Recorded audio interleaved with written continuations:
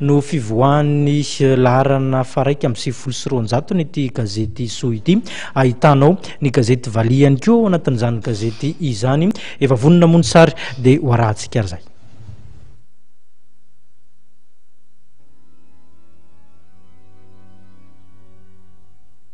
Manendrika antsika izany no lohateny nampitondra ny gazety soa ny pejin'ny lamodiny amin'izao vanim-potoanan'ny fetin'ny fahaleovantena izao.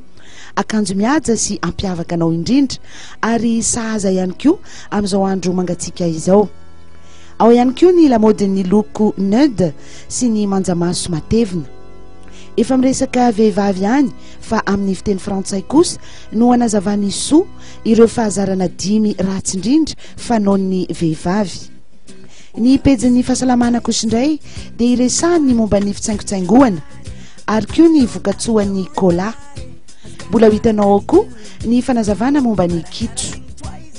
Raikely, renikely, zanabady, ny fahafahambaraka, izany kosa no lohevitra samihafa mahakasika ny sosialy izay ho velabelarin'ny soa. Toy ny isaky ny alakamisy faran'ny volana kosa dia hitanao ato anatin'ity laharan'ity indray ny pejy 2 natokana ho an'ny gazety Vali izay hitondrana mahatonda atsoratra manao hoe vahoaka izy. Sombo dohateny ihany ireo fa hitanao ato anatin'ny soa laharana 1 amby 0